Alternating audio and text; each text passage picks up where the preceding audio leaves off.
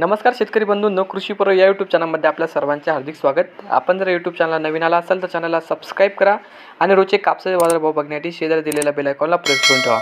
आजच्या व्हिडिओमध्ये आज आपण बघणार आहोत नव्या कापसाला मिळतोय चांगला भाव. कापसाचा नवा हंगाम तोंडावर आहे.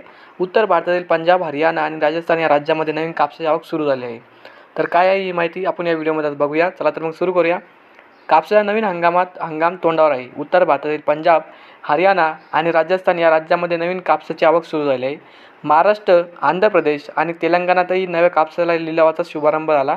पण खरी आवक सुरू झाली ती पंजाब, हरियाणा आणि राजस्थानमध्ये. या तिन्ही राज्यांमध्ये हमीभावापेक्षा जास्त भाव कापसाचे व्यवहार पार पडत आहे. सुरुवातीलाच हमीभावापेक्षा जास्त भाव मिळत असल्याने हंगाम जमा सुरू झाल्यानंतरही हा भाव टिकून राहण्याचा अंदाज आहे.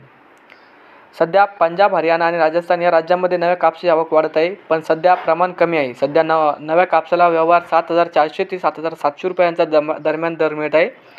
सरकारने यंदा लांब धाग्याच्या कापसाला 7,020 रुपयांचा हमीभाव जाहीर केला, तर जुन्या कापसाला 7,000 रुपयांपासून विकला जात आहे. देशाच्या इतर भागातही हा भाव मिळतोय. कापूस बाजारात आधार देण्याचा महत्त्वाचा घटक म्हणजे जागतिक कापूस उत्पादनात घटीचा अंदाज. अमेरिकेच्या कृषी विभागाने अर्थात USDAने मागील 3 महिन्यांमध्ये सतत जागतिक कापूस उत्पादन अमेरिका आणि भारत या कापूस उत्पादक घटीचा अंदाज दिला. सप्टेंबरच्या अहवालातही मागील महिन्यातील अंदाजापेक्षा कमी उत्पादन राहिलं असे म्हणले आहे.